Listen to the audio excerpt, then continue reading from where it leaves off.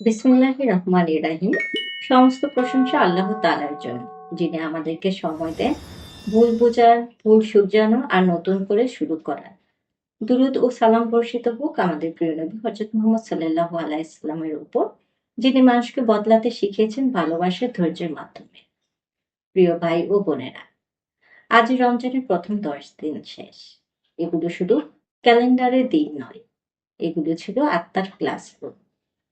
এই 10 দিনে আমরা শিখেছি নিয়ত ঠিক করতে, নামাজে মন আনতে, নফসকে চিনতে, ইন্দ্রিয়কে সংযত রাখতে, কোরআনের সাথে বন্ধুত্ব করতে, রাগ কমাতে, ক্ষমা করতে, দয়া দেখাতে আর কৃতজ্ঞতা হতে। আজ প্রশ্ন একটাই, আমি কি একটু হলেও বদলেছি? দিনানুর বলে, আসল পরিবর্তন শুরু হয় ভেতর থেকে। হাত পা বদলায় না, চাল চলন বদলায় যখন অন্তর বদলায়।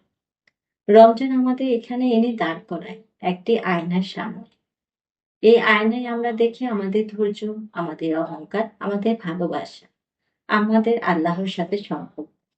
আজকের দিন কোনো ভারী আমলের দিন নয়, আজকের দিন অঙ্গীকারের দিন।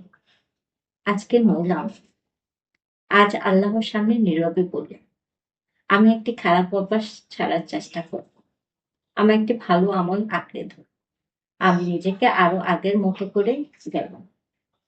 অঙ্গীকার বড় হওয়া জরুরি নয়, শক্ত হওয়াই জরুরি। বলুন, হে আল্লাহ, আমি নিখুঁত নই, কিন্তু আমি চেষ্টা ছাড়তে চাই না। তুমি আমার এই ছোট চেষ্টা কবুল করো।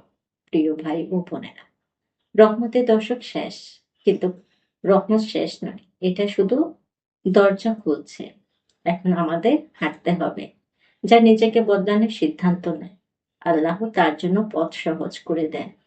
এই 10 দিনে আসুন আমরা নিজের সাথে মিথ্যা বন্ধ করি আর আল্লাহর সাথে সম্পর্ক নতুন করে গড়ি।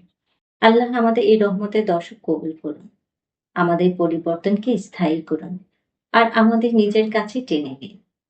আমিন।